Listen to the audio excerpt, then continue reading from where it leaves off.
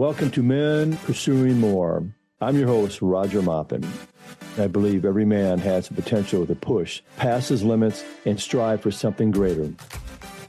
Whether you're a former athlete who is looking for what's next, a professional pushing through the daily grind, or someone simply ready to break through life's toughest challenges, you're ready to step into the pursuit of something more. Your pursuit begins now.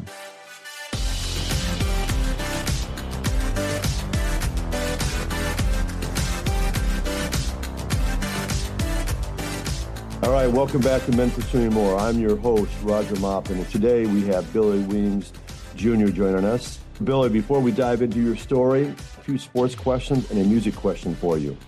Okay. Your favorite all-time sports team?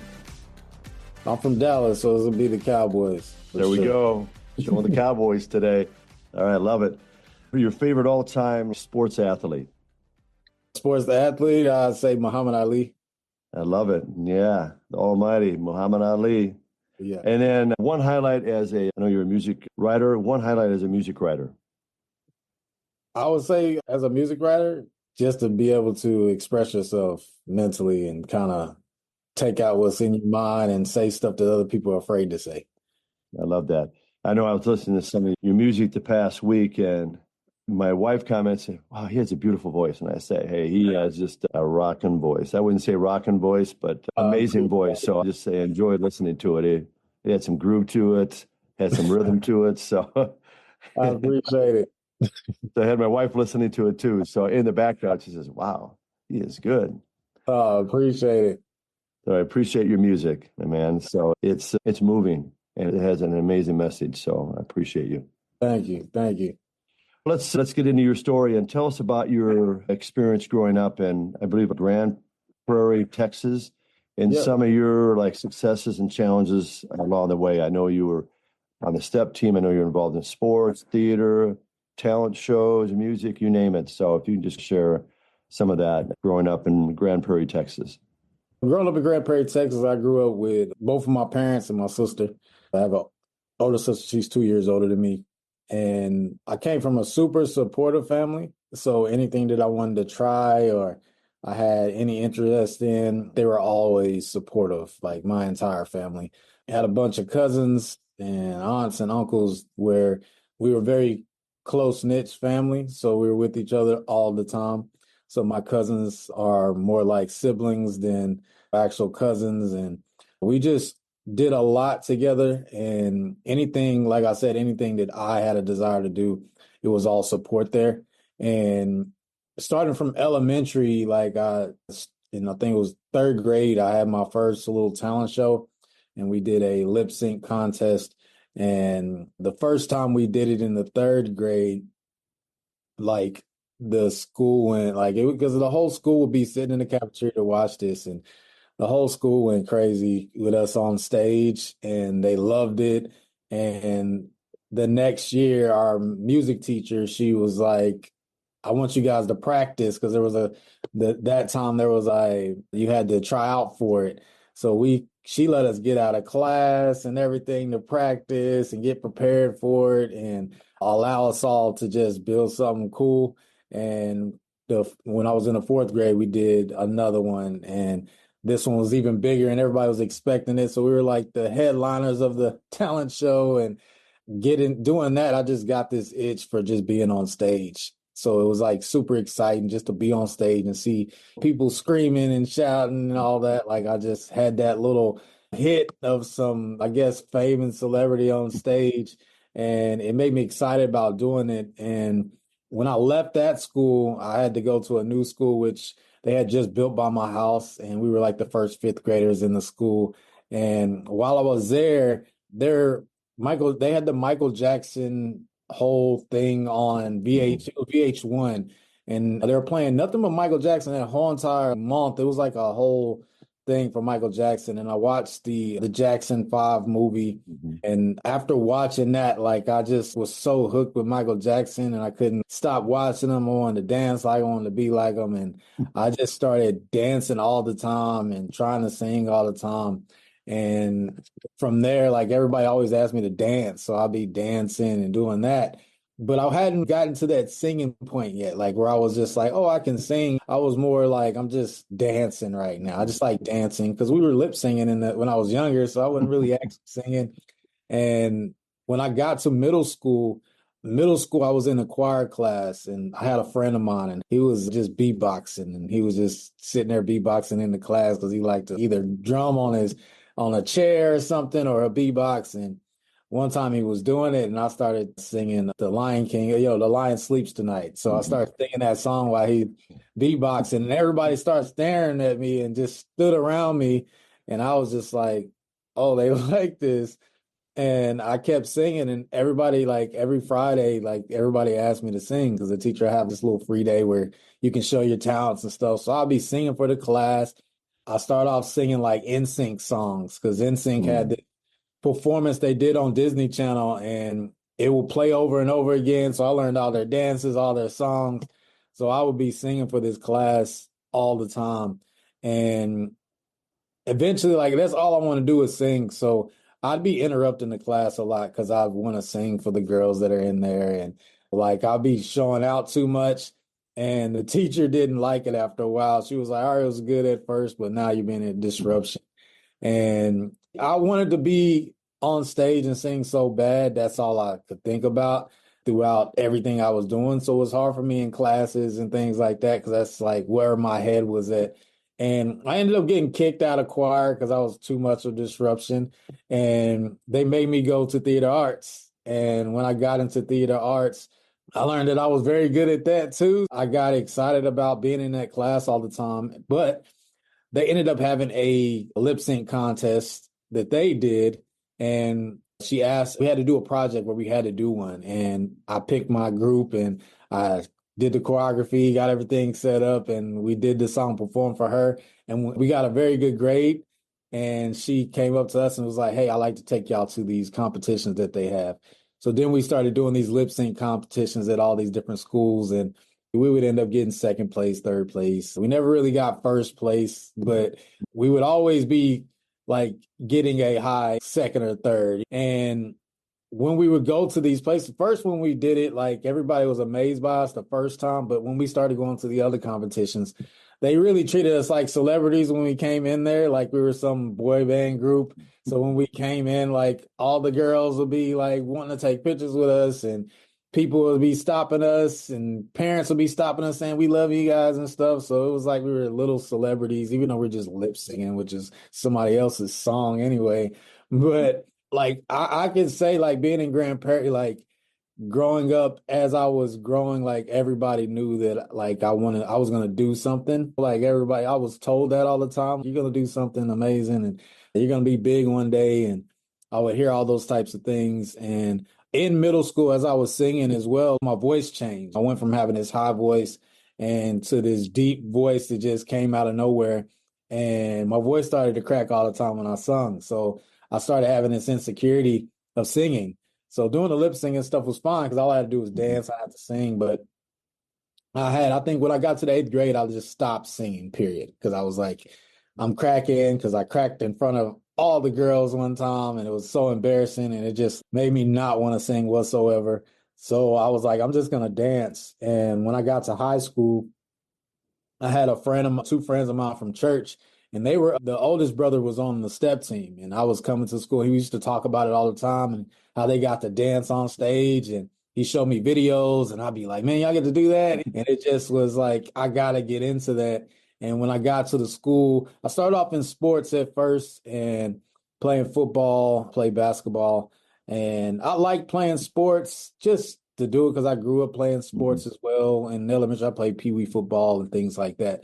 But I didn't really love it. I would watch sports, but I wouldn't care as much to watch it. Like, I still watch it now just because, but like, I'm still not a person where I absolutely have to watch it. I can watch the highlights and just know who won and I'll be fine. I don't actually have to watch the game, but I'm more of the creative side. So I was always creating and being in high school whenever I was playing the sports and stuff, like I cared more about being on the step team and doing that more than anything. So when I finally got a chance to try out for the step team, join it, I got a chance to be on the stage, step and dance and do all that. And eventually through high school, that was my thing. Everybody knew me for dancing and things like that. And as I got to my junior year, I ended up becoming the captain of the step team and got to be the head of that and lead, bring in other friends and stuff. I used to like recruit guys and stuff. Come on, you love doing this. And we had a really good step team. We used to do very well. We did win a lot of competitions, and it was just fun. It was like just a fun thing to do.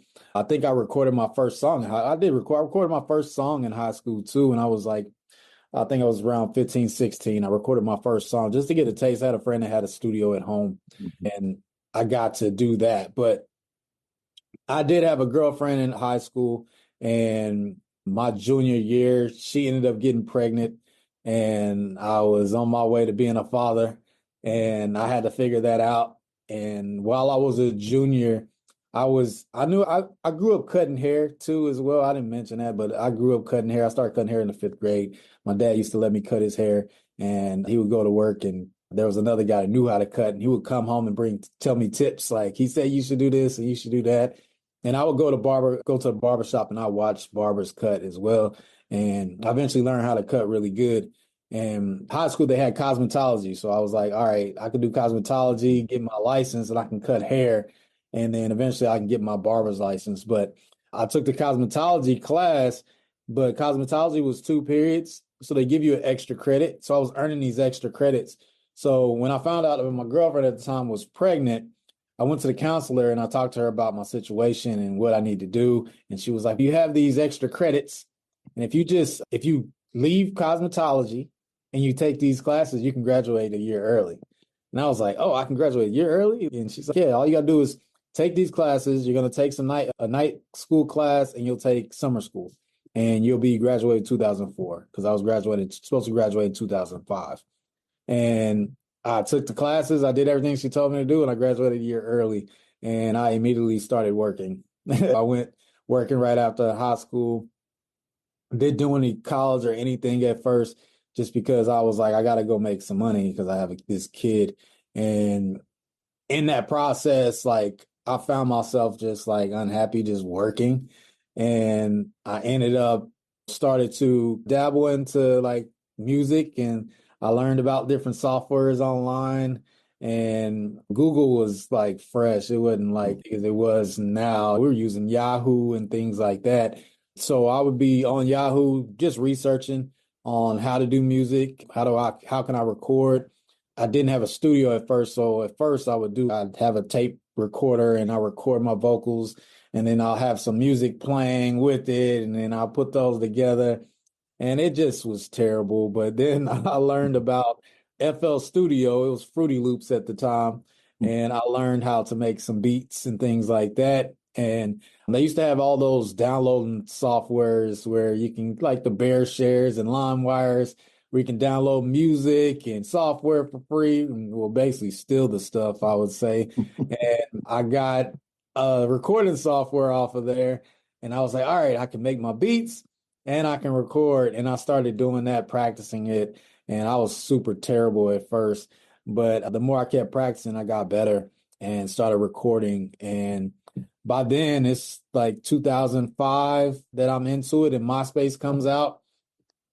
And I start releasing music on MySpace, and I'm posting music, getting opportunities where I'm working with other people, getting booked to go perform at little open mics and stuff like that, and doing that. And eventually I met this girl on MySpace, and she's, hey, I have a boyfriend that he sings too. And I was like, let me connect with him. I connect with them, and he could sing. And I was like, man, why don't we start a group? And I get with him, and we start off as this duo, and we start making music, and we're really good at it. And I'm like, oh man, this is good.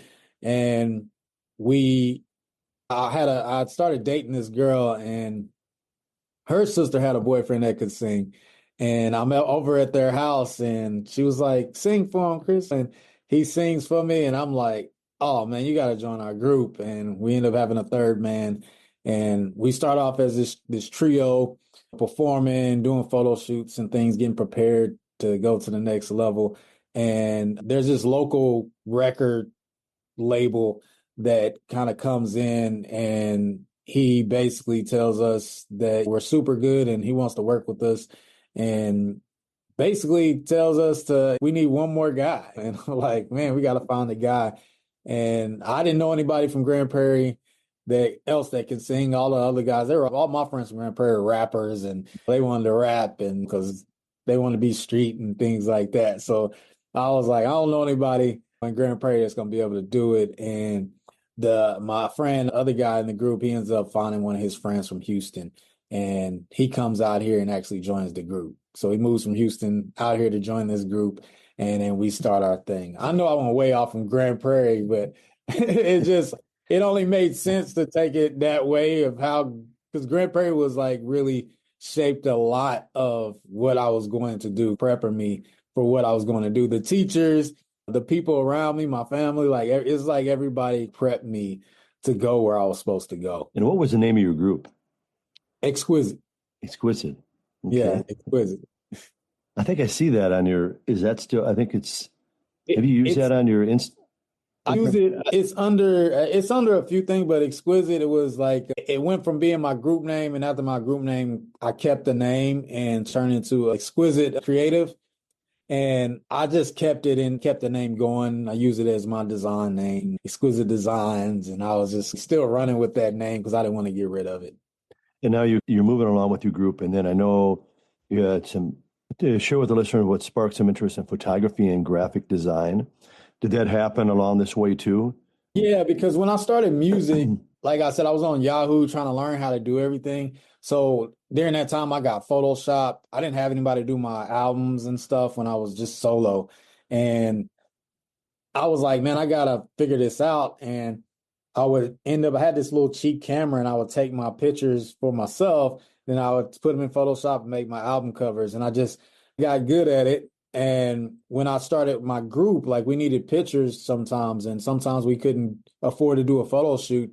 So I'd take our pictures. I'd set up a camera, set the timer on, and take the shots, and doing it that way. So it was more of not that I wanted to do it, or it was like I had a desire to be that. It was more of I couldn't afford to pay anybody else for it, so I got to do it myself. And I just realized that, oh, I'm actually pretty good at this. So it was like a lot of those things is I didn't want to do, and I just figured out that, oh, I'm actually pretty good at this. So you just figured it out on your own by just Yeah.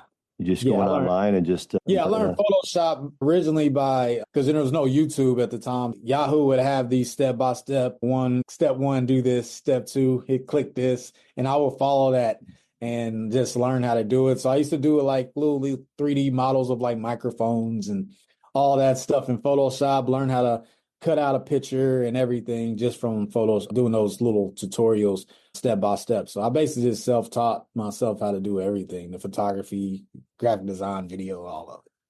Now, did that kind of help in what you're doing in MySpace to get connected with other musicians and artists? For sure, because when I was on there, I first started working with multiple artists because MySpace, you were able to design the full pages so it can look like a website. So I learned how to do the coding on MySpace, which that was like my foot in the door for websites and stuff. So I learned how to do the coding on MySpace, which everybody was coders on MySpace, by the way. That was probably the most training that everybody got in coding was through MySpace. And I would work with these artists and design out their pages. I remember I used to charge like $150 to design your page. And I would get like 10 or 15 of those a week. So I was like already in my freelance pushing mode in MySpace days. And doing that, it actually made me really good at design because I had to come up with different designs all the time. And I would go and look at professional ones like major artists, and I like mimic those pages, and I learned how to give them a professional feel. So yeah, MySpace days really shaped my design skills. So was this the period of time when you started writing music too, or sounds like maybe you were even writing music before this period of time? Yeah, I actually wrote my first song in the 5th grade. That's amazing. Yeah, we had to do a Thanksgiving presentation, and we had to write a song, and somebody had to sing it, and we had to have a performance. And in my group, I wrote the song, I didn't sing it. And then I was just a dancer, but I wrote the song. So I remember that first song. And then I wrote another one in middle school. And so those are the first two songs. When I got to high school, I wrote the one I recorded. And then I was doing like a freestyle thing with my friends where I'll just be making up stuff. And then when I graduated, I really started trying to write music and compose like real songs, like hook, verse, and all like the full deal, and trying to learn how to really craft it. And so what's it for some of the listeners, they probably have no clue. They listen to music, but they no understanding of songwriting. So what is the process of like songwriting? I know you get in your head and you start writing, but like me, I'm not a songwriter, but I'm probably like a lot of listeners, like what's the kind of process you go through Yeah. in writing songs? I'll give you the old way and my new way. So the old way is pretty much traditional. Most people do is you start off with a topic, like what do you want to actually say? And you figure out what that message is and what you want to actually say. And then from there, I always try to start off with the hook, with the chorus, something, the part of the song that repeats every single time. And I start with that, come up with that, something that's simple that people can sing to, that it makes sense, that feels good. And I start off with that and write that out and just express myself. I usually start with one line and I'll be mumbling out like how I want to say it. Because I wouldn't just write it. I always come up with the melody first. So sometimes if I have a beat already that I'm listening to, I'll just mumble out stuff and just see what sounds good. And when I hear that sound, I know like, all right, I can say this line this way. I can say this line that way. And I'll just do line for line. I'll say one sentence and then I'll say, all right, what really flows with that sentence, and just keep on writing the next sentence. And the more you keep doing that, after a while, you got a whole entire song. And all it is just rhyme. Just got to get from this place to that place. I always say, all right, I'll start off with this word. What words rhyme with this? And then I'll go through all the rhyming words and I'll say, all right, that's a perfect word to fit there. Now I just need to make up a sentence to get to that word. So it made it a whole flow for me to get it that way. But that's the old way of sitting, writing it down. Now I get in front of the mic and I'll sing bar for bar, and I'll put the music on and I actually record as I'm writing. So it's more of I'll sing one part. I like that part. I'll sing it till it sounds good. Then I'll go to the next line and I'll sing that next part. And I'm just punching in each specific part until the whole song is done. So back then I would do a song. It'd take me probably hour, 2 hours. Now I can do a song in 30 minutes, 45 minutes. Is that pretty common for most artists to do it that way? Not the old school way, but in this time, yes. But there's still some amazing writers that they have to put some pen and paper. They got to write it down. I know a few people where there's like, I got to write it down. Share with the listeners, I know you've started many businesses and some successes and challenges along the way with ownership of multi-businesses. Okay. Businesses, I've had tried multiple things that didn't work. The first businesses I had was graphic design, started graphic design, freelancing, just doing the MySpace things and promoting that. And from there, when I actually did go to college, I did go to the Art Institute of Dallas. And when I had a season where when I got into my photography after my group broke up, I was doing photography and I was making a lot of money doing photography out of my house because I was doing it for so cheap, but I wanted to get better at it. And I was like, maybe if I go to school, I can learn how to do some of this stuff. And especially with video and music videos, I hadn't done that yet. So originally I went to Art Institute for video. And when I got into there for video, I didn't like the process of doing the video because they had all this equipment I didn't have, and I couldn't practice at home or anything. I always had to go to school just to do video. And that was frustrating for me. I'm more of a hands-on. I got to do it all the time. And I went ahead and changed my major to photography because it came with the camera, which this was the T2i Canon camera that came out. And it was their first DSLR camera. So it was the first photography camera that had video. And I was at one of my friends' music videos, and the videographer was using it, and he told me about it. And I was like, man, they give this at the school. So I changed my major, got that camera, started doing video and photography, and that opened my business even more. So now I'm doing video and photography and design. So I basically had a design business that was strictly design. Then I had a photography and video business. So I'd be doing like wedding photography and I would be doing music videos and things like that. So I have those businesses going at the same time, trying to figure it out. But me, I'm super ambitious. I'm like crazy ambitious when it comes to if I learn something, if I see something, I'm inspired by it, I want to do it too. And while I was at the school, there was some guys that had started a clothing line and everybody was talking about it at the school. And it was just these things like these guys got this clothing. I was looking at how they do the photography and they would have like little videos. And I was looking at the clothing and I was like, man, I want to create like that. And I ended up coming up with a brand called the Geek Heroes. And the Geek Heroes was mainly like telling everybody I could be a geek and still be a hero. I have to be this street guy and I can be creative. I can be everything I want to be. So I create this brand called the Geek Heroes. And I wanted to make them where I didn't have any models or anything. I didn't even have the clothing. And I started working on this brand. I just had the logo. And with the logo, I was like, I need to show this brand. I wanted to show everybody I'm starting this brand. And I didn't have anybody to like the clothing or anybody to wear the clothing and take pictures of them. I create these cartoon characters in Photoshop and I put the logo on their clothes. So they were wearing the clothing. And I had just on Facebook, I had posted like, it's coming, just to give a little teaser that something's coming. And everybody's, is this a TV show? Is a cartoon? And everybody's thinking it's going to be this cartoon thing. And I start working on that brand, like really building it out. And when I built that brand out, it taught me how to really do brand management, like from the clothing, from the message of it, and how I did the designs to promote it. And when I created that, my mom went to my mom. I showed her, I built the whole website and it was ready. I just needed the clothes. And I went to my mom and I showed her, I was like, this is a new brand I'm working on. And she was like, where's the clothes? And I was like, I don't have the clothes. And she was like, what you're going to have to do is, she was like, we're going to have to call your family and let's just get some pre-orders and then you can buy the clothes. So my mom got on the phone and she called all my family and was like, hey, he's selling these shirts. They're $30 each.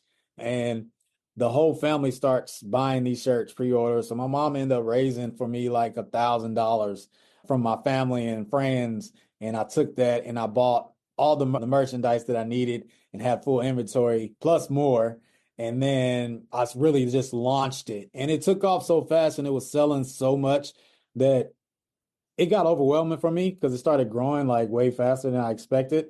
And I had to back out of it because I just didn't understand the inventory process of I was buying too many larges and extra larges and I had more smalls that were being sold. And I just ended up like inventory that was just sitting there and the rest sold out of, that it was making it hard on me. And I got frustrated and I just stopped it all. And from there, I got to a point where I was frustrated with it. But a friend of mine was like, you were ahead of your time when you created this brand. And he was like, you didn't realize what you built. He was like, you were trying to build a clothing line. And he was like, you're building a full, complete story and character model and a cartoon that you didn't think about. And this is just the merch for it. So I took those characters, ended up writing a whole story and named them all. And I ended up writing a book called The Geek Heroes, which is on Amazon still. So I have Geek Heroes Volume 1 on Amazon to this day. And I ended up releasing a book and started selling the shirts as merch more than just this is a clothing line. So that showed me that I can take one idea and make it way bigger than what it was. And that became my kind of model for doing business. So that when I started getting down the line to starting up my own business like Kingdom Kontent, I took all of those principles and brought it into it and was like, all right, I can use every gift that I have and turn it into a business that's going to help. I know also, besides Kingdom Kontent, you started a YouTube channel on, I remember we talked about this earlier on dreadlocks. You share with the listeners a little bit about that? Yeah, I had a time where I wanted something different. I was actually like, my hair was thinning, I was balding for some reason. I was like stressed out during the time. And I went to my mom. I was like, Mom, I'm losing hair. I don't know what's going on. And she was like, that's not hereditary. We don't have any people not losing hair in our family. So she was like, it's probably stress. And she was like, you need to work on your stress. So I ended up like shaving my hair bald. And I was like, I'm going to try to get myself at peace and drink my water and just be healthy. and I'm going to regrow my hair from this baldness. Like I'm going to grow it. I'm going to take care of my wash it every day and wash my scalp, make some scalps clean and just use my oil on my hair and things like that. And I started growing my hair out and I was like, it started growing back and I was like, I'm not cutting it because I'm not about to lose. I'm not going to cut it. And I just started growing my hair out and I started watching these videos on YouTube and because I want to know about dreadlocks and different hairstyles. So I look up these videos on YouTube and they had these journeys where people will show you like their complete journey from beginning to end. And you see them go from short hair to long hair. And I would be so fascinated with watching these videos because these were real people my age and they were just young on YouTube talking and you would hear their stories, but it wasn't just about the hair. It's about you're seeing their life change and all the things they were going through in life during the time they were growing their hair. And I was like, I want to experience that. So I ended up starting my dreadlock journey and I started doing YouTube where every single month I'll make a video saying, hey, this is where my hair is, and give them the updates on how it's going. And when I got about a year in where my hair was completely locked, I have more people watching my channel because I've been doing it for so long. I make a 1 year dreadlock video and that video like gets a tons of views. And I'm like, I'm looking at everybody else's videos and I'm a videographer at the time. And I'm like, I can make my videos better because I was just like, get on my phone and make a quick video. So I ended up setting up lights and camera and setting up my area to look good and basically set myself up a set. And I started making my videos like taking every single day, like making a video. And when I did that, it just started to take off and people just wanted to watch. It didn't matter if it was dreadlocks or anything. They just wanted to watch me talk. And that like really helped me to start growing and understanding that if you talk to one audience over and over again with the same message, that it can grow. So you found that kind of niche with people that follow you on your YouTube channel and dreadlocks. Right. Yeah. It opened my eyes because then I started paying attention to everybody on YouTube and things that they're releasing. The people who are successful, they're very niche and sticking to one message, one audience. So once I learned that, I was like, that's the key. You were made for more clarity, more confidence, more impact. At Maupin Coaching, I help high school and college athletes master the mental game and guide men into purpose-driven leadership. Grab the sports book, rock that merch coming soon, and step into more at maupincoaching.com.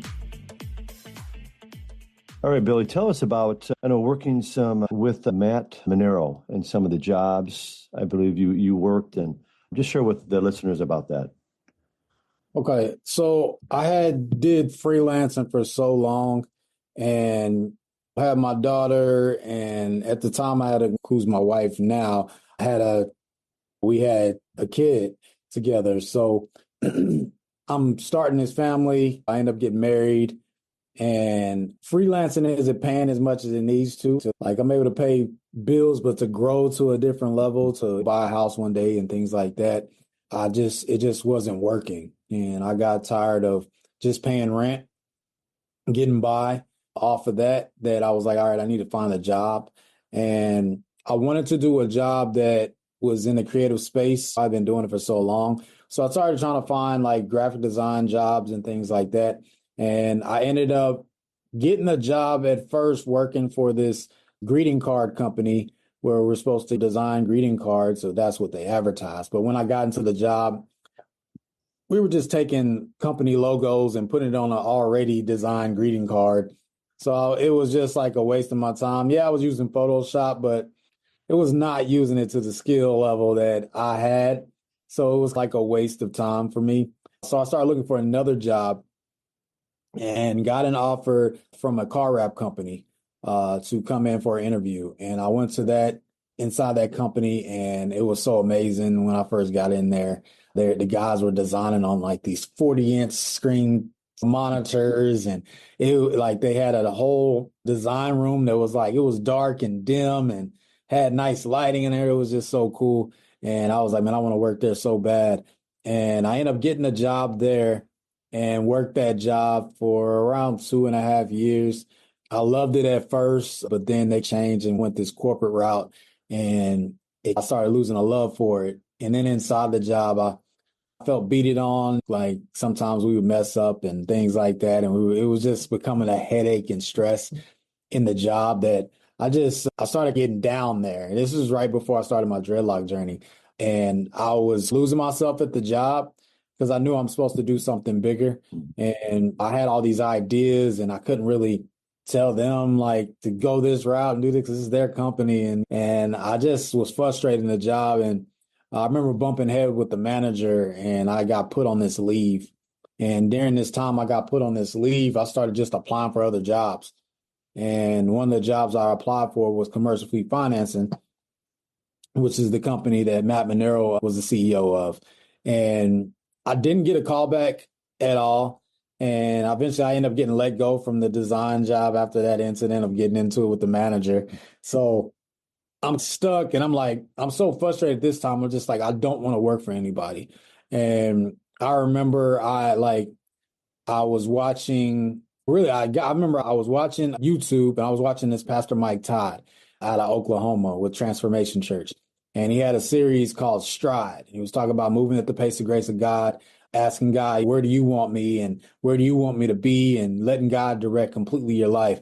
And I've always been a believer. I've always knew who God was. To be honest, I was called to preach at a young age and I ran from it forever. And but knowing God, I've never once asked him, where did he want me? I would always like even in my group, like I would go and perform and go do these things and grow this group. But I never said, God, where do you want me to be? Like, do you want me to be in this group? I never did that. I would get there and then ask God to come help me. And I watched this series and I ended up like being so like connected with it that I was like, I'm going to try that. And watching that, it brought me to tears. And I remember falling to my knees and I was just like, God, like, I don't want to work for anybody. Like, I want to work for myself. Like, I don't want to have to deal with everybody else's attitudes and things like that. I was like, I just want to run my own race. And I was like, God, if you want me to work a job, put me in a place that's for me that you know that I need to be. And at least I know that you put me there. But if not, like, I was like, God, I don't want to work for anybody. Help me get my freelance and make more money. And so I can work for myself. And it wasn't even for me. It wasn't about growing up. Like I wanted a business. I just wanted to work for myself and not have to deal with everybody else's mess. That's how I took it. And after I prayed that, God spoke to me and he told me to go back to barber college, which I had tried going to barber college before, but I had to leave because I was in my group. And I didn't have time to do it. I never got to complete that. And God told me to go back to barber college. But this time he said, go back to barber college and minister wherever you go. And he was like, wherever you are, minister. And I'm just like, okay, because I'm on this thing of I'm going to do exactly what God tells me to do. I'm only going to go by God. So I go back to barber college. I'm on unemployment at this time. I'm still trying to find freelance work. I got my YouTube going, so I'm doing that, but I'm not making any money. And in barber college, you're not making any money. You're just in there learning and cutting hair all day for free.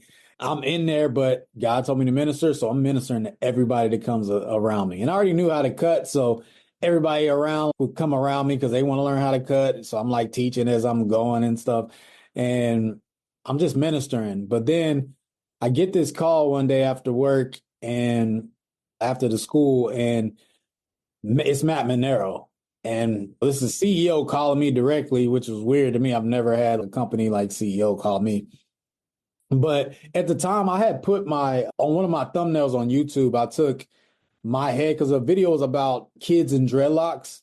So I took this baby's body and I put my head on this baby's body. And it looked pretty cool. It looked real. It just looks like a grown man head on a baby. And the picture's hilarious. But Matt saw it and was like, hey, I saw your YouTube and we need stuff like this. Like we need some creative people thinking outside of the box for our marketing. He was like, I wrote a book called You Need More Money and I'm doing podcasts and we're creating content. And then he was like, then I run this business, which is they finance big rigs and trucks and big trucks. And I got the opportunity to go into this company. When he first asked me, though, I was like, I'm not really looking for a job. I'm moving by God right now, and God has me in barber college. I was like, so I could do some freelance work for you, but I don't really want a job. And he was like, just come in, see if you like it. He was like, just come in, work. He was like, work a few hours and see if you like it. So I go inside the company the next day. I worked there I think I was there for 4 hours that I worked. I edited some videos for them and showed them what I could do. And he calls me into the office and he's, hey, we want to hire you, man. We want to like, what we got to do to hire you? And I was like, I'm not looking for a job. I was like, I can come in. I was like, can I do some freelance work? And he was like, we need somebody in-house. And I was like, I'm in barber college, and right now God said to go. And I'm very bold at this time because I'm like, I'm doing what God, and everybody needs to know I'm doing what God told me to do. So I'm like, man, I would love to do it, but I was like, God told me to go to barber college, and he told me to minister while I'm there. And I was like, I don't know what that means for this, but I can't do it. And he was like, how about we do this? He was like, you can stay in barber college. He was like, what times do you go? I told him the times, and we came up with this schedule where I would go to the night barber college, switch to night classes, and I would work during the day, and I would get off early. So I would work from 8 a.m. till 2:30 or something like that. And he was like, and you'll be good. And he was like, I'll pay you. He was like, how much you want to get paid? And nobody ever asked me that before. So I'm like, I don't know. I was like, my last job paid me this. And he was like, and he ended up paying me like $3, $4 more than the other job. So I was like, oh man, he's already like making sure I'm good. But I still was like, let me pray about it. And I told him I pray about it and I come back and I let him know.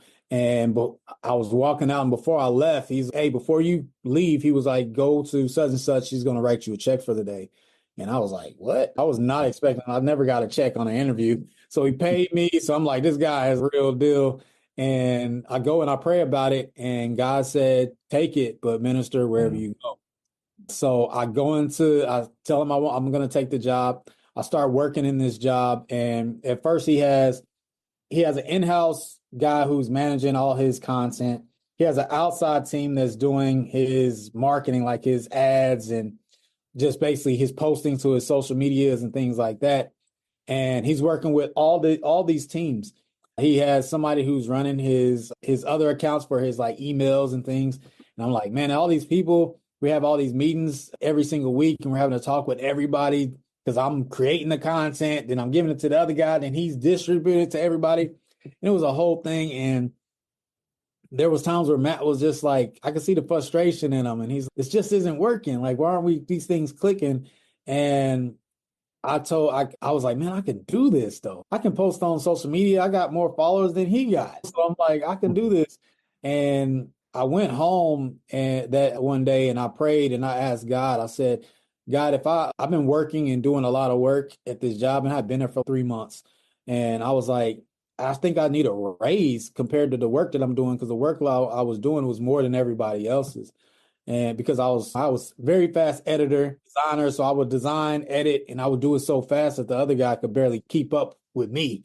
So he would just kind of prep for me. He was like ahead of me. He was my manager, and he's just prepping for me.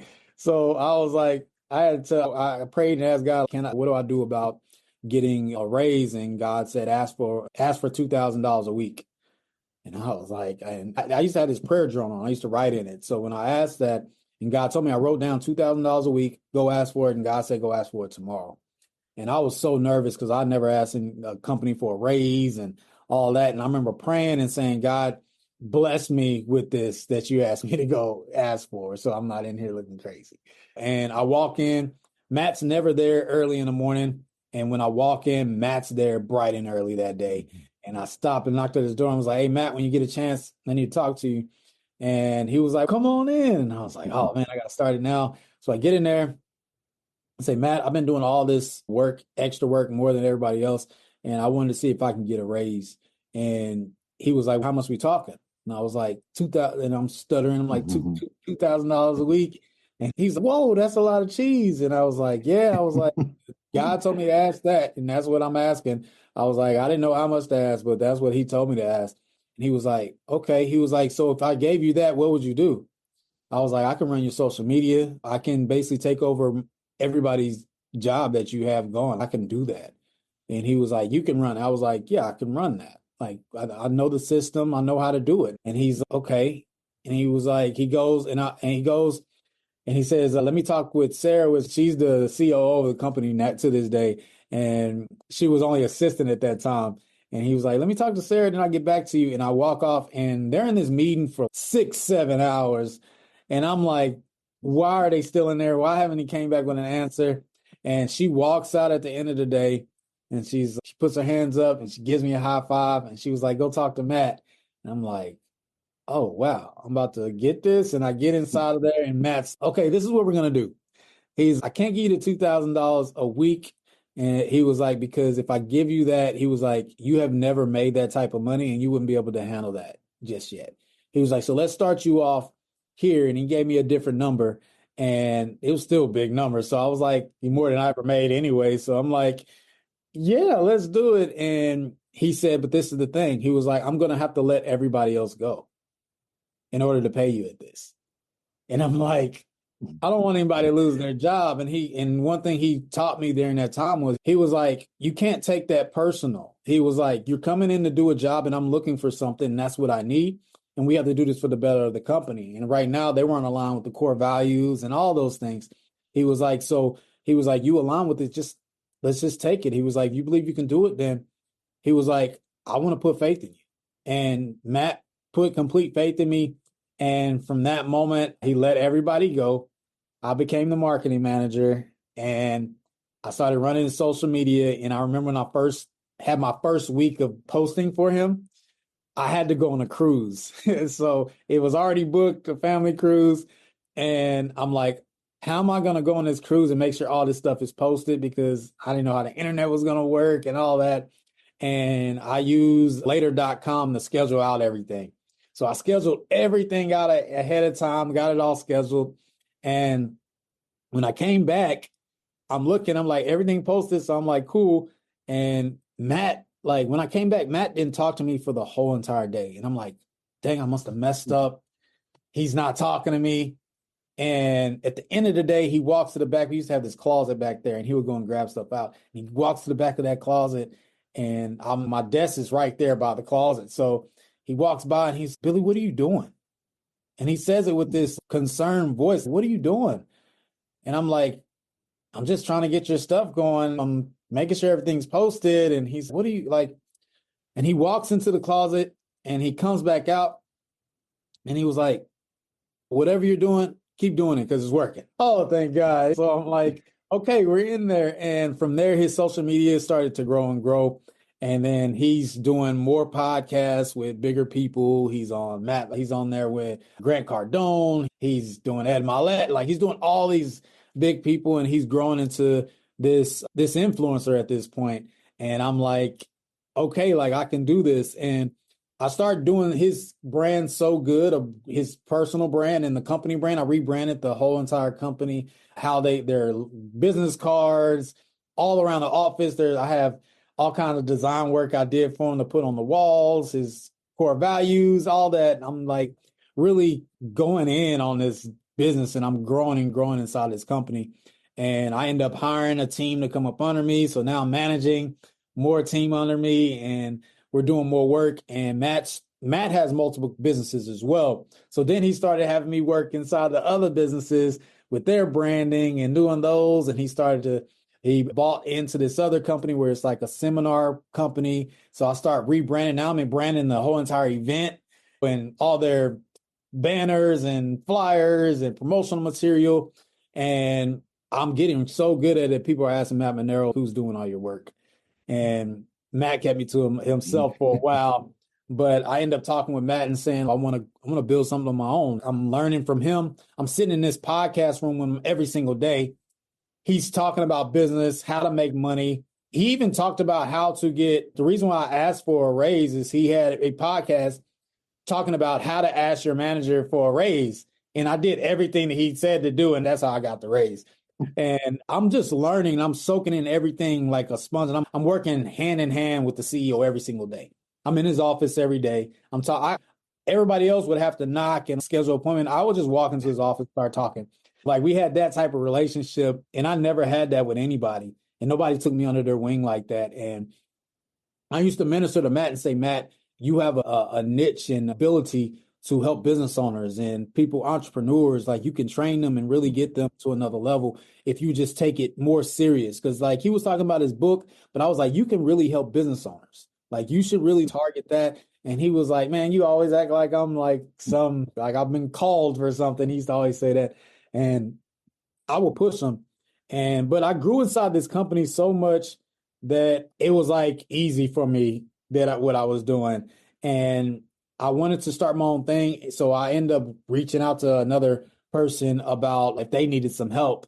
And I ended up picking up my first client. And I'm still on this moving by God thing. And when I go into that meeting with my first client, I remember praying, saying, God, if this isn't what it needs to be, let us both know so we don't waste each other's time. And I walk in there, I talk to him, I introduce myself, and I told him that I'm a follower of God, of Christ. And he was like, I am too. And he was like, I actually prayed before I came in here, and I asked God, if this isn't what it is, then let it both be known. And I was just like blown away because we had the same prayer.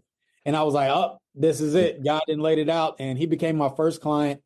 I remember he asked me how much I wanted to make, and I still didn't even know. And I was like, I'm making this at Commercial Fleet Financing. I was like, I want to make 6 figures total. So he just matched it. So I made 6 figures total. So he's paying like $2,000 a month for me to do his services. So I'll work his stuff on the weekends and I'll work during the week. And eventually I ended up picking up more and more clients. And as I'm in there, I started making more money outside on my own than I was inside of the company. And I got so busy to the point where it was like, I gotta go. I can't stay here anymore. But resigning at the company, first company I got to do a resignation letter. And I got to thank Matt Monero for all he did. Tell him I just thank him and just tell him I love him. And he tells me when I'm walking out on my last day, he was like, "You leaving, huh?" So, yep, I'm leaving. And he was like, if you ever need me, you call me. And still to this day, if I hit him up, he's gonna be there. And I start Kingdom Kontent is what I called it, because I wanted the message was God first, then I create. And that's what was working for me. So I start Kingdom Kontent, working with all these clients. And my first client, he has this event and he has all these speakers, and he has Matt Monero, Judge Graham, Rocky Garza. He has all these big name people who speak all the time. And I'm like, okay, he makes it where if you needed to have a flyer and you want to put a flyer around his event, I had to design it no matter what. So you had to pay me to design it if you wanted to put your promotional material up. So I had been trying to work with Judge Graham. I met him through Matt Monero. I had been trying to work with him a while. And because he spoke at this event, he needed some flyers. So he had to work with me anyway to do that. And I designed it so fast for him that he was blown away by my speed. And he had no changes at all. And he was like, I've never got anything this fast. He was like, we got to work together. And we started working together after that event. And I started doing stuff for his brand. I would go to his house and work on some stuff. And Judge was like connected with me. Once he saw how fast I could move, like, Judge loved me immediately. And he was like, hey, I'm starting this thing. We're going to help these business owners. And he was like, we're going to call it Burn the Ships. And we're going to help these business owners grow. And he was like, if you do this, he was like, would you mind doing this with Matt Monero? He was, I know you used to work for him. I don't know if that'd be weird. I was like, if you can get Matt Monero to go and help these business owners, he was like, I'm all in. Put me in it. I was like, I've been praying about that forever. Like, put me in it. And Matt Monero and Judge Graham end up becoming my client. So my old boss becomes my client at this for Kingdom Kontent. And I started helping them brand this event, film all their stuff. And I'm there at every single event, like getting behind the scenes, recording all their testimonials and all that. And I'm growing. And at the first event, my first client, Evan Stewart, he ends up going into this event, and I'm there working, but he's there learning. And he connects with Ben Humble. And when I see Ben for the first time, Ben is the one in the class. He's asking all the questions. He's the most energetic, exciting, like most confident in the classroom that you could not miss him at all. You're going to remember him because he's on it. And he learns from, I know that Ben ends up learning a lot from that event. And then he takes it and puts it into practice, and he starts this whole other event business that he puts together. And when he puts that event business together, he invites my client, Evan Stewart, to come to Canada to come speak at the event because it was a real estate event. So I'm like, all right, I'm going to go with Evan to Canada. Have never been to Canada before. So we go to Canada, and on the plane there, I'm like, Evan, what do you want to talk about? Because at the time, Evan didn't want to talk about real estate and all that anymore. So I'm like, what are you going to talk about? It's a real estate event. And he was like, I'm going to talk about this obsession. He used to talk about being obsessed about the things you want and going after it in a way. And it was spiritual though. So I'm like, okay, cool. Let's just run with it. And we get there, and like he speaks and everybody knows he's talking about God and all that. And while we're there, like people start coming up to us like, hey, are y'all Christians or something? Like y'all seem like y'all, we're like, yeah, we're Christians. And people started asking us business questions about God. How do you feel about making money and being a Christian and hiring people and firing people, being a Christian? Like, how does that work being a business owner? Because we're not supposed to love money. And it was all these questions. And we ended up ministering the whole entire time we're there. And it became this thing where the whole entire time, like we're connecting with these people, ministering to them and praying over them before we left. That then we were such a hit at the event that Ben and Andrea, they asked us to come back again. So we ended up going back. And this time the expectation was that people knew, like when we came out there, who we were. So when we got there, like people were already immediately wanting to talk with us and like about God, and we were ministering while we're there. And it was just like a full circle moment for me, because at this event, I remember there was one specific person that I had talked to the first time we went, and he was away from God. He didn't give his life to Christ yet because he was still on the fence about God. And I remember ministering to him, but when we came back, he was down, and I remember Evan's about to go on to speak, and they're like, hey, you got to go over there because such and such, he's having a hard time and he needs you guys right now. And I was like, I can go back there, but Evan's about to go speak and I got to film that. They're like, so Evan's, you know what? He was like, push my speaking back. He was, I'm not going to speak. I want to talk to him first. So he was, I won't go on until I talk to him first. So me and Evan go back. We talk to the guy, and the guy's like almost suicidal at this point. Like he's given up.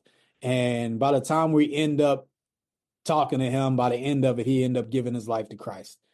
And that showed me like the full circle moment of, because I did what God told me to do, and I ministered to Matt Monero like I was supposed to minister and let him know that he has a call to help these business owners, to doing what I called to do to start my business and move in that way, and ministering to my first client to tell him like, hey, you need to put God into your business because you're a man of God. And you should add God into your business somehow. And he started to shift that made us go to this event. Well, really, for Matt Monero and Judge Graham to start an event, for them two to connect, Ben Humble and Evan to start, for us to go all the way to Canada to start ministering, but to create a spark for us to get there just to minister to this one person, their life changed. I never went to Canada after. I've never been to Canada after he gave his life to Christ. I've never been to Canada ever again. So I knew that was a God thing. Like he has this piece of moving. But just the fast forward, I work with Ben out there. I leave it. I connect with Ben while I'm there, and he wants to work with me as well. So Ben ends up becoming a client, actually becoming one of my highest paying clients, because I was doing his podcast and editing all his content thing. But at the time, Ben was a man of God, but he still hadn't hit that piece of moving completely by God. It was more of, he was a man of God, but he was still chasing money and things like that. He's still going after, and you'll hear him in his story when he talks about it. He's still doing that. And I remember telling Ben I couldn't work with him anymore because he wasn't moving by God. It was making my job harder and hectic. So I ended up not liking what we were doing with them because it was always chaos. And I was like, Ben, I can't do this. And I remember Ben was like, we're two different business owners. He was like, I would have just pushed through and we'd have figured it out. But I was like, I just can't do it. So I turned down all this money that I was getting, which actually I thought it was going to hurt me. But I ended up getting this relief, and I started really pushing. And at the time, I had a whole team at the time. I had other designers, I had other videographers that were working for me. And I hadn't talked to Ben in so long. Like he was still working with Evan and things like that, but I hadn't worked with him like that. But then I get a call from him a few years later, and Ben is like, hey, man, I just want to let you know the things that you spoke into me, like it really stuck.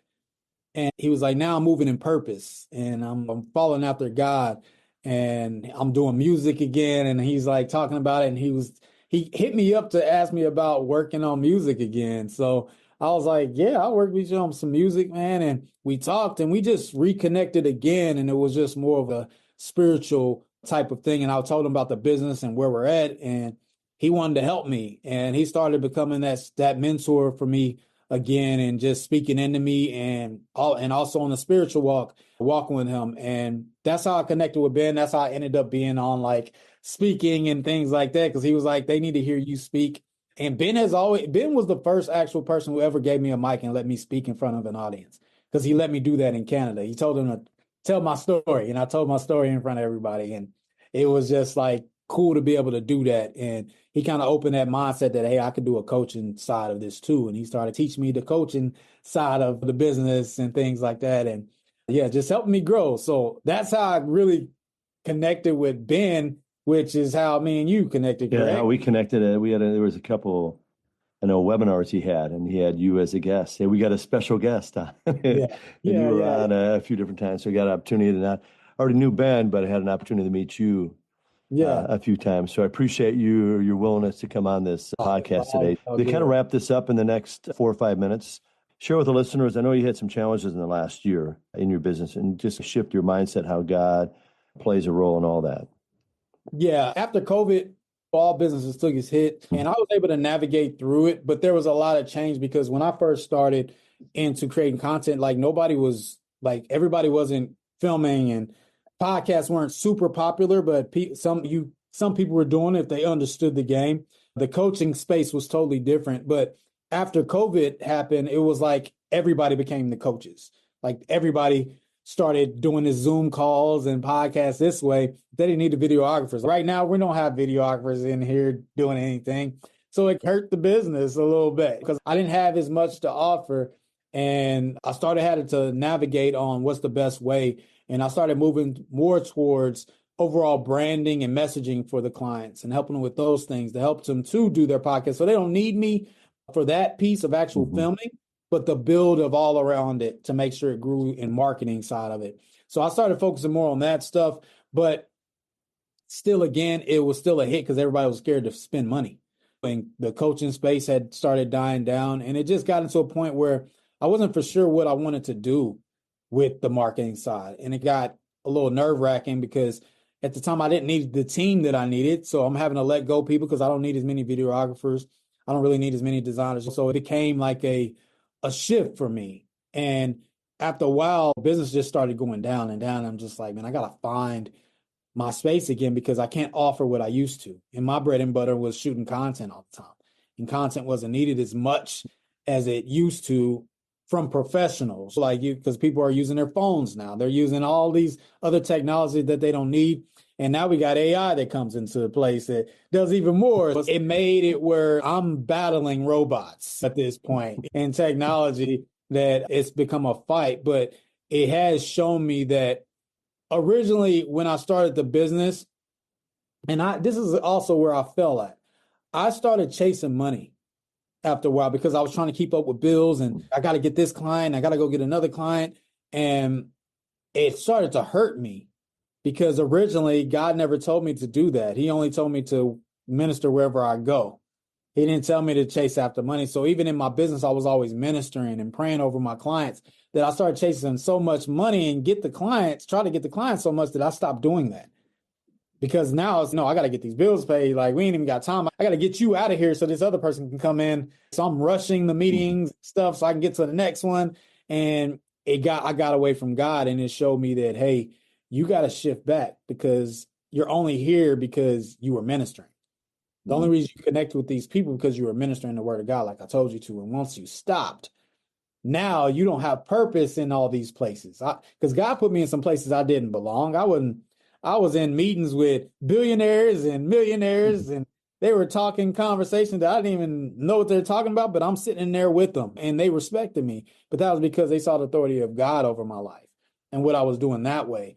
And even though my business has taken a hit and I had to reshift and start rebuilding again, God has spoke to me more and more that if I can just stick in that path that he given me of ministering the word of God through everything that I do, no matter what it is, no matter what it looks like, rather if it's water, if, I have my own water called Kingdom Water, rather if it's through design, rather if it's through music, writing, whatever that is, if I follow through him, I'm going to be okay. He's going to make sure that everything does what it needs to do.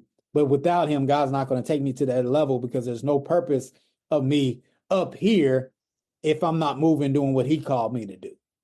Because I might as well stay down here if I'm not going to be ministering the word of God. And that's what God has shown me. Hey, I'll take you there, but you have to go with me. I can't allow you to go up there, because he knows if I go up there without him, I'll lose, because I can't manage without God up there. Hey, Billy, I want to thank you so much for your willingness to share. No problem. Hey, where can listeners find you and follow your story? Mr. Tay Love. So Mr. TAE Love. You can find me on Instagram. You can find me on Facebook. You can find me on YouTube. Just type in Mr. TAE Love and it will pop up. And on my IG, you can see everything from my water, from my design, photography. It has all the links there. You can listen to my music, everything. There's probably not a place that, as long as you type in Mr. Tay Love, it's going to pop up. All right, that's a wrap with Billy Weems Jr. I want to thank you for being a part of Men Pursuing More podcast. Oh, thank you, sir.